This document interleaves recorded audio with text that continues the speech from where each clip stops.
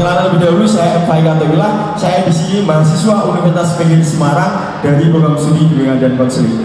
Oke, teman-teman semua, pasti di sini sudah tidak sabar lagi ya menunggu dan mendengarkan tausiah yang luar biasa dari Habib Ja'far. Betul nggak teman-teman?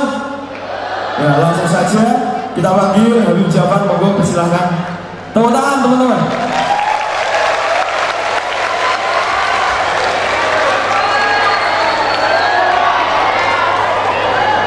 Muhammad sallallahu Muhammad.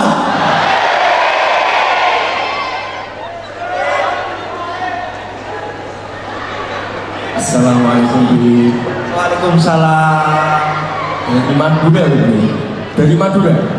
Iya, saya Madura tapi saya swasta. Swasta gimana?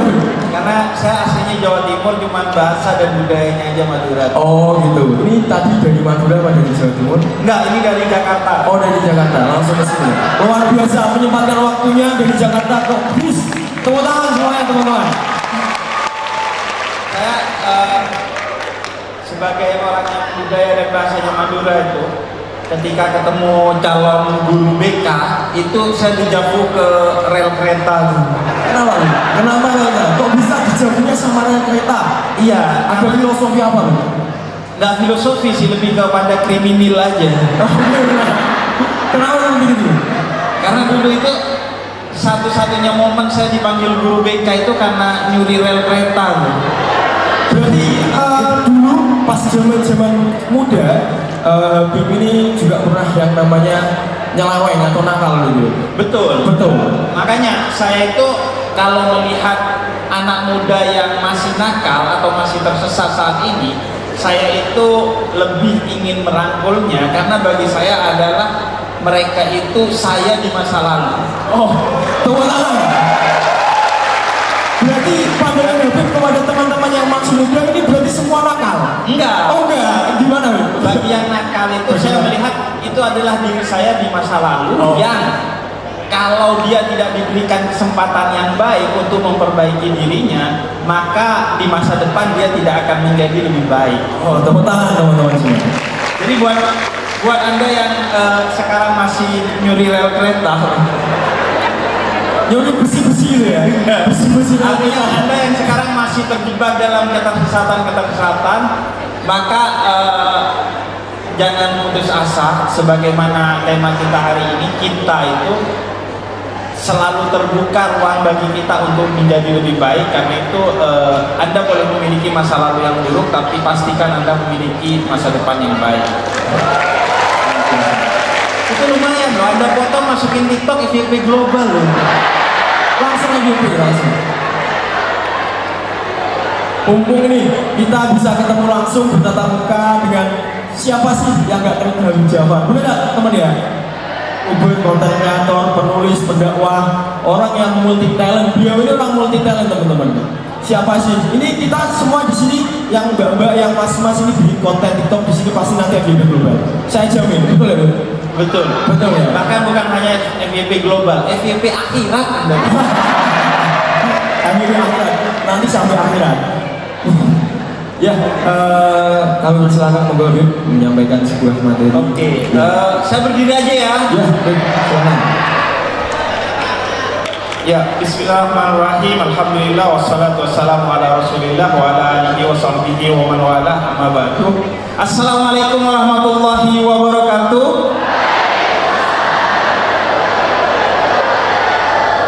Ya, sengaja saya mulai dengan hamdalah agar betapapun saya tampilannya begini, Anda tetap yakin bahwa saya seorang Habib. Saya itu sekarang kehabiban saya itu seiring dengan berkumpul dengan orang-orang tersesat itu semakin menurun.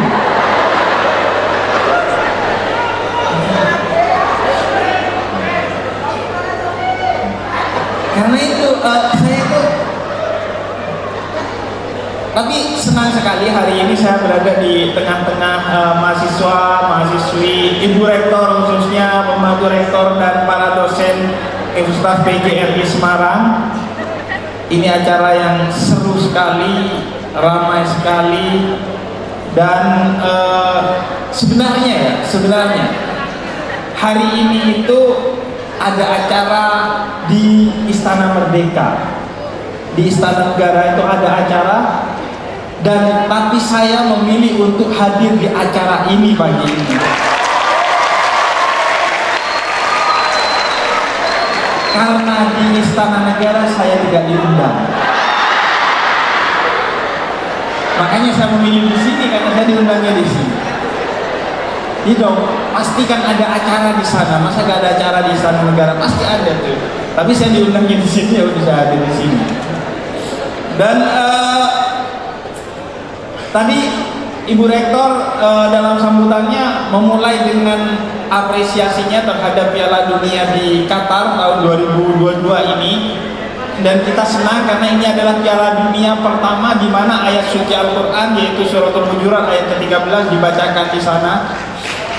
Kita mengabarkan kepada dunia bahwa Al-Quran telah berkata, siapa yang bukan saudaramu dalam agama maka dia adalah saudaramu dalam kemanusiaan.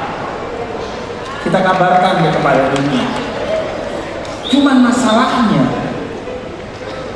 ada mahasiswa khususnya sebagian yang muslim menjadikan Piala Dunia Qatar itu sebagai ladang judi.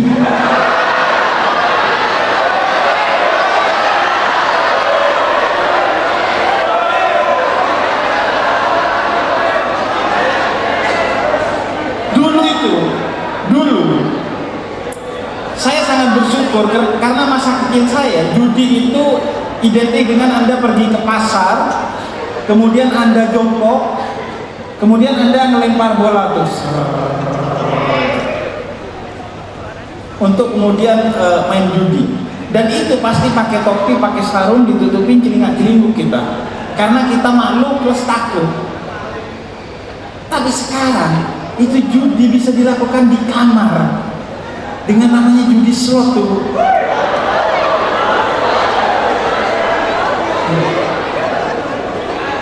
Saya yakin loh yang saya yakin loh itu pernah masang judi slot tuh Piala Dunia kan. Dan akhirnya Allah ingin bantu kalian untuk terlepas dari pinjol, kalian malah all in untuk Argentina.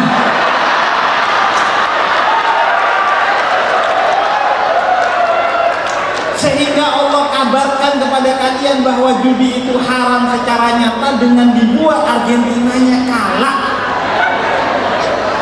kepada Arab Saudi. Terus ada yang bilang, Bu, enggak, alhamdulillah saya judinya masang Arab Saudi. Negara Islam loh, Anda jadikan alat judi. Bayangin itu kan nerakanya ultimate tuh.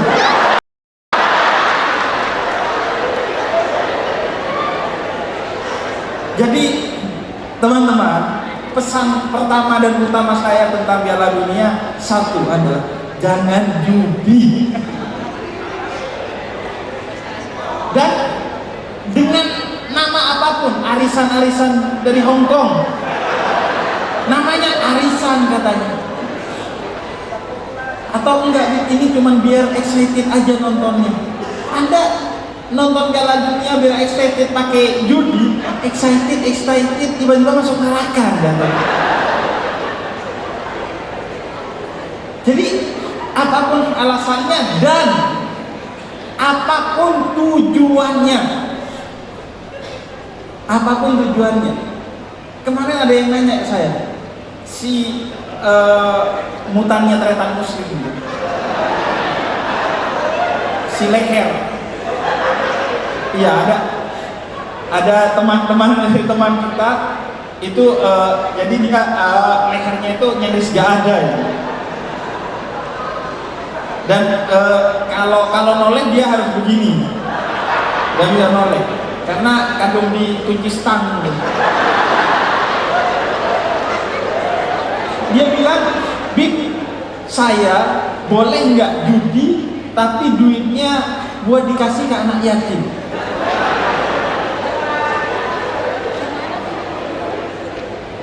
Kata saya, kalau kamu judi dikasih ke anak yatim, itu bukan sedekah, itu namanya prank. Itu anak nanti bukan hanya yatim di dunia, yatim di akhirat juga. Nggak ketemu bapak ibunya di sorga, dia di neraka tuh. Bahkan asbabun nuzul tentang ayat larangan judi itu terkait dengan ini. Jadi judi di zaman jahiliyah itu memang digunakan salah satunya untuk membantu keluarga atau orang-orang yang ada di sekitarnya yang terpuruk secara ekonomi, maka dilakukanlah praktek-praktek perjudian. Karena itu dikritik oleh Allah di dalam Al-Quran dan dikritik oleh Nabi bahwa segala sesuatu yang baik harus bersumber dari sesuatu yang baik juga. Allahul Jamil wal yuhibbul jamal. Allah itu baik, indah, benar, dan menyukai segala sesuatu yang sumbernya baik, indah, dan benar. Alasan dikasih ke anak yatim, padahal dikasih ke anak yatimnya paling 5% doang. 95%-nya nih ya. Karena tidak ada kebaikan pada judi, maka bukan hanya kalahnya merugikan, menangnya pun merugikan. Karena uang judi yang didapatkan dari hasil judi walaupun menang 5% ke anak yatim, 95%-nya Anda tahu kemana? Ke micet.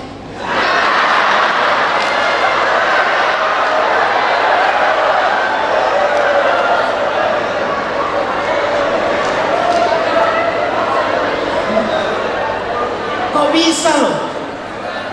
Di HP yang di dalamnya Anda download Al-Quran, Anda download juga micet itu loh.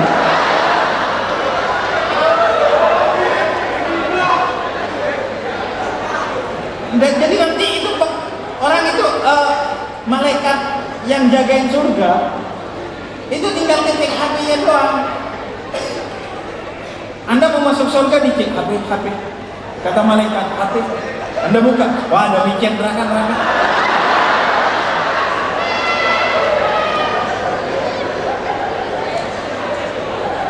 Isinya micet apa saya nggak tahu ya. Masa Habib punya micet?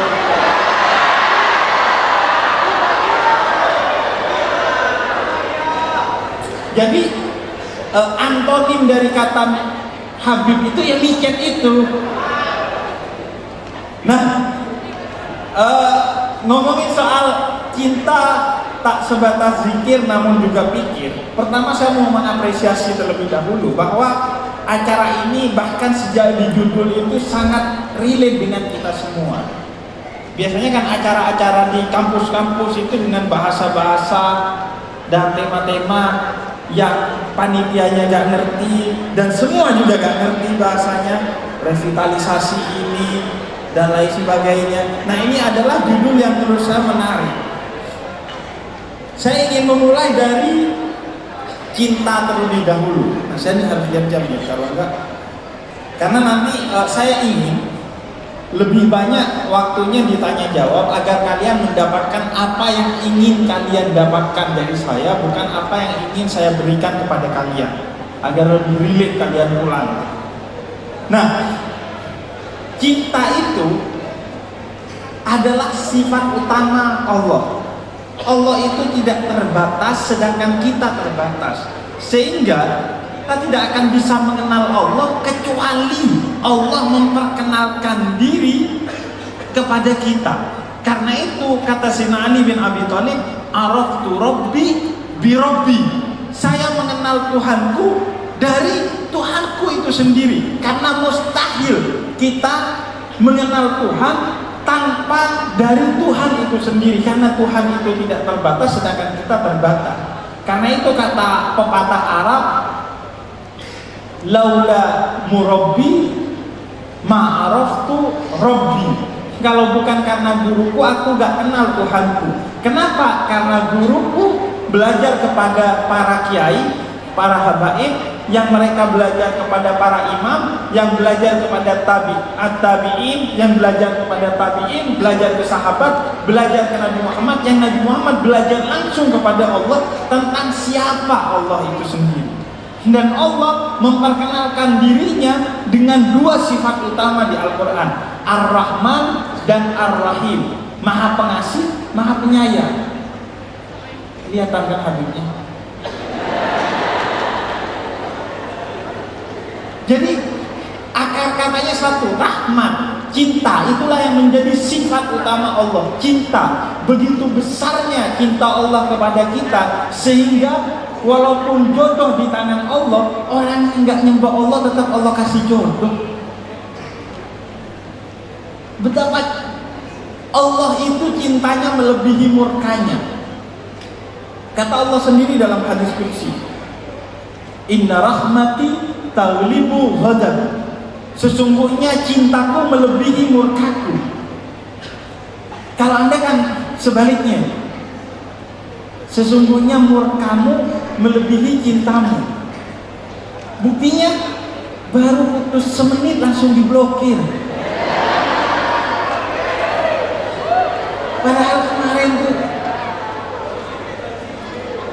cat-catan seolah-olah tidak akan terpisahkan. Dengan gombalan-gombalan yang bapak kamu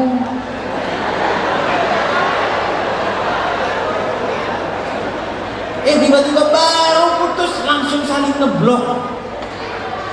Semuanya diblok, foto-foto dihapus. Tapi kalau Allah enggak. Kata Rabbukum ala nafsihir rahmah. Allah telah menetapkan bahwa segala sesuatu yang terkait dengan Allah, kata Allah dalam Al-Quran, itu penuh cinta. Sehingga suatu hari dalam hadis qudsi dijelaskan Nabi Ibrahim itu pernah, Nabi Ibrahim ini disebut Khalilullah, kekasih Allah, karena rumahnya itu gak pernah ketutup untuk menerima tamu siapa saja yang mau makan di rumahnya Nabi Ibrahim. Jadi Anda kalau pengen jadi kekasih Allah, kosan Anda buka terus untuk siapa aja yang mau nyari makan ke kosan Anda. Gak usah khawatir, kan di kosan Anda gak ada makanan dulu. Jadi buka aja nih. Nabi Ibrahim rumahnya selalu dibuka karena mau menerima orang yang kelaparan untuk makan di rumahnya Nabi Ibrahim. Tapi kosan Anda selalu dibuka karena agar tidak dicurigai oleh ibu kos.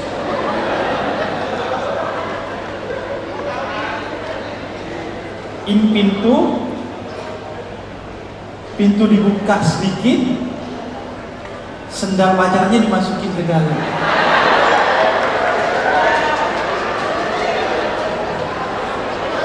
Kemudian dia bilang apa? Ini bukan pengalaman, ini pertanyaan.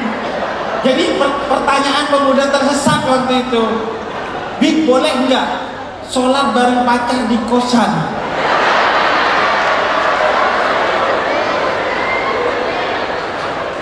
Mohon maaf, yang namanya berduaan dalam Islam itu disebutnya khalwat, ikhtilat.